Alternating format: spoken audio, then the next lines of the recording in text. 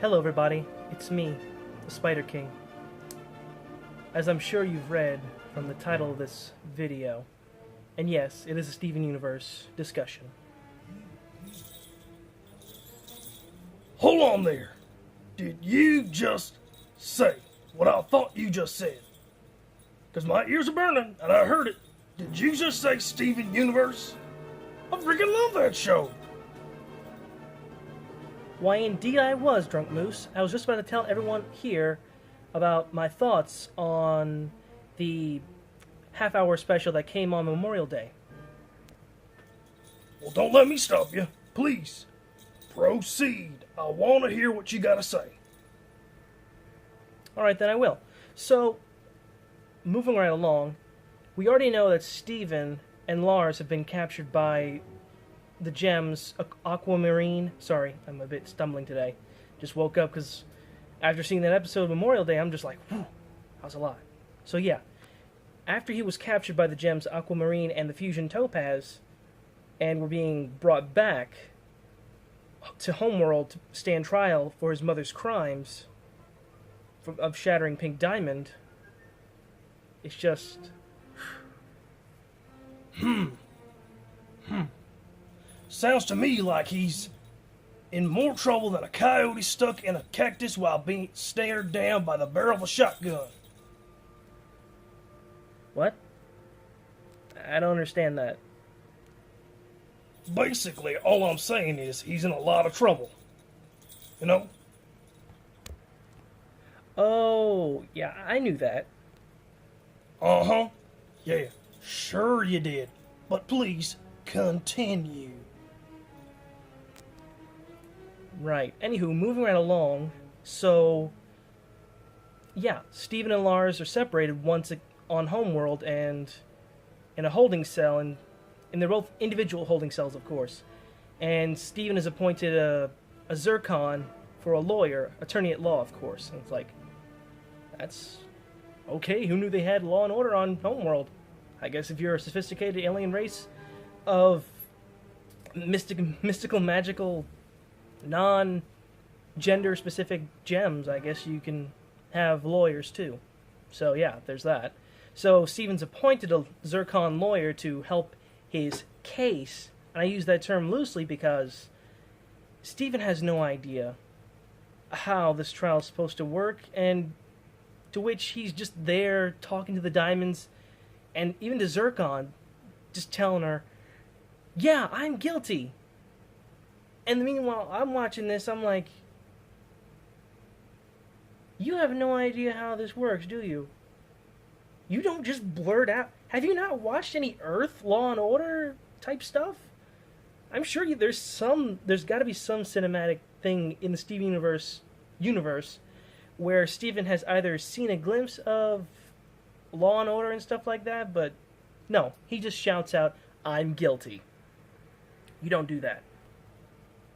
Wow. So he basically just shouts out, I'm guilty? Me? I'm guilty? That's like if I said, I shot the sheriff, but I didn't shoot the deputy. You know what I'm saying? That doesn't make any sense. Why would he do that? Also, just so you know for the record, I'm okay with hearing spoilers. Also, if you're not okay with spoilers, then don't watch this episode. Yeah. You know, actually, Drunk Moose, you're not too far off with that analogy. I'll give you that. So, yeah, you're not too far from that. Moving along. So, yeah, Yellow Diamond just wants the trial to be over, the case dropped, and the one responsible to be executed. But, of course, Blue stops her right there and says no. Of course, before that, she's like, I want to hear what she has to say and do something far worse. I'm like, oh gosh. I knew Blue was, you know, we all seen her as either being a really sad type of being or really something up there just crazy. She's crazy, apparently. We've now established that with her saying that she wants to do something far worse to Rose because of what Rose did to her sister. So it's like, wow. can't believe they... And just to be executed, just crazy. Yeah. So, anywho, Blue Diamond is asking Rose Quartz how she shattered Pink Diamond. And Steven, of course, replies and saying, I'm just paraphrasing now. I'm not word for word wording it yet. I'm just going by what I remember. That if possible, he must have used the breaking point. You know, the very weapon that was created by Bismuth, one of the original crystal gems. The very weapon that could shatter a diamond. This, of course, in my mind, is flawed because Bismuth herself, and I'm just remembering this now, I'm not quoting it. There will be quotes though. That it would have won us the war. Meaning, it was supposed to be used, but wasn't used. So, who shattered Pink Diamond? This has been a topic of discussion for a long time, but I'll get to that. Whew. Wow. That's just crazy. Indeed it was. Stevens, of course, I'm going back to what I was saying earlier, when Blue Diamond was questioning her, about how Pink Diamond was shattered. And I said that she must have used the breaking point again, blah, blah, blah, blah, blah, flawed. Of course, his answer was quickly silenced by Blue Diamond, exclaiming, "It was a sword. It was no whatever you're talking about. It was a sword." She just broke down in tears, and the coolest thing I've ever seen is her ability or power is to make everyone in the area just burst out in tears. To which her sister Yellow Diamond comforts her, and Yellow Diamond requests a recess while she gets her sister under wraps. Yeah, so they took the recess, and Steven's Zircon lawyer is like questioning him, frantically asking why would he say such false information about that.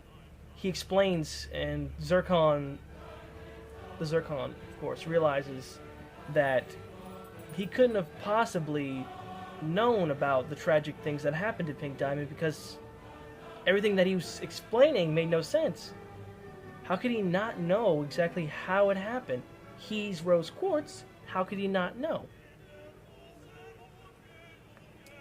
And Zircon realizes he couldn't have, like I said, he couldn't have been there. He doesn't have his mother's memories to know exactly what went down.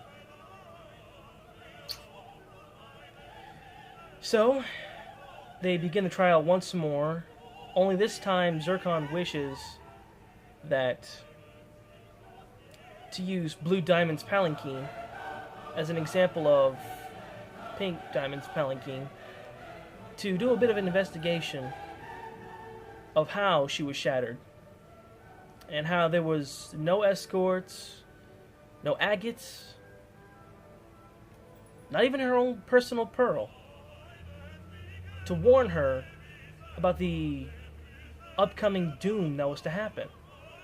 And she comes to the conclusion also that someone must have had the authority, because obviously you can't address a diamond if you're just a low-level gem.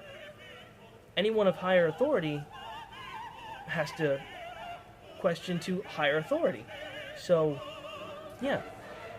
And that's where it gets really, like, when I heard this, my heart dropped into my chest, just dropped, and I'm like, she can't be insisting this, or not insisting, but coming up with this conclusion. She can't be doing this, can she? And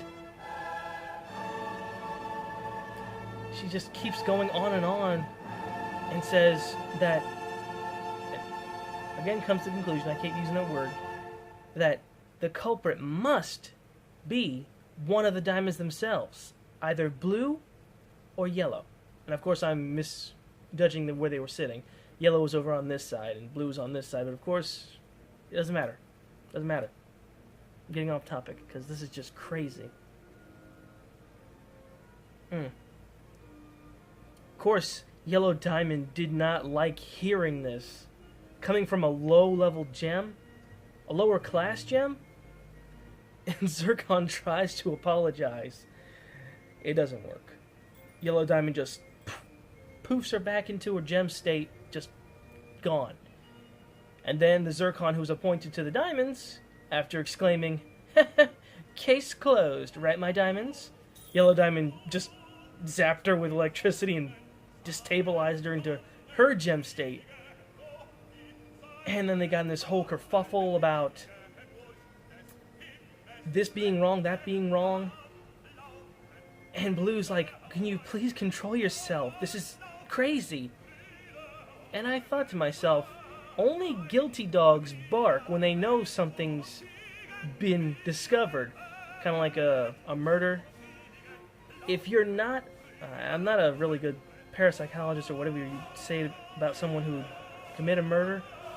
But if you did something like a murder, and you're in the courtroom and you're listening to all this, like you said you're an eyewitness, you have your own testimony, and you're the killer in the courthouse, and you start freaking out like, "Oh shoot, I'm gonna find out. I'm the killer. Oh gosh, I'm gonna find out. I better silence whoever's knowing what's going on." Kind of like that. So, here's my theory. And it's a long, stretched out theory. I don't know if it's true or not, but it's just my own thoughts. I think Yellow Diamond made a deal with Rose. A deal that if she wanted Pink Diamond to leave Earth alone and the war to end,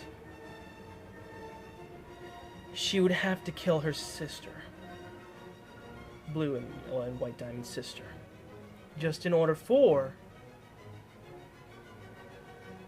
Yellow Diamond to take control of the Earth and the cluster that was to emerge. And once that happened, there would be no evidence of the deal that was made between Yellow and Rose, which would make sense because Rose was so conflicted with the whole idea of life and how, I mean, it makes some sense, I guess, how she was like, life is so precious, and I kept it safe, but my shady dealings was not what I wanted. I mean, everything's safe. Humans are still alive. Birds are singing in the sky. Fish are swimming. But she still has that thought on her mind. The deal that was struck just to keep Earth safe, only for it to be destroyed. It's like, did Rose know that her deal would lead to the Earth's destruction later on because of the cluster? I guess that'd be a thought for another day, of course. It's just crazy. Your thoughts on this, Drunk Moose? Whoa, whoa, whoa, whoa, whoa, whoa, whoa. Wait a minute. You're telling me Yellow Diamond betrayed her own sister by making sure she wouldn't have any need of any servants or her agates or even her own personal pearl just so the assassination could take place? Basically what you're saying is a coup d'etat. If you don't know what that word is, look it up. It's pretty neat. Coup d'etat. Of course, my southern drawl makes it sound a bit weird, but remember these words, coup d'etat, and type it up and look it up on Google. Okay? Anywho, yeah, so, and this makes some sense, I guess, because if you think about it, from the episode, what was it? Episode 25, Season 2, message received, and I quote, I don't care about potential and resources. I want my cluster, and I want that planet to die. Oh boy. Holy crap, dude. That blew my mind. I think I need a beer. I need a beer. I'll be right back. I need a beer. Yeah, you do. You go do that, buddy. You did the same thing to me when I thought about this exact thought. Who knows? Maybe I'm right. Maybe I'm just blowing steam up my butt. But that's just me. So, I hope you enjoyed this little discussion / theory about the Steven Universe half-hour special. I know I enjoyed it. I don't know about any other Steven Universe fans out there if you enjoyed it, or you thought it was just too crazy. So, yeah. I'm the SpiderKing, as always, your host.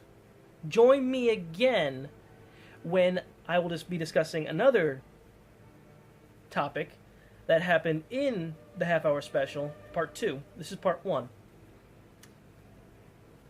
Yeah.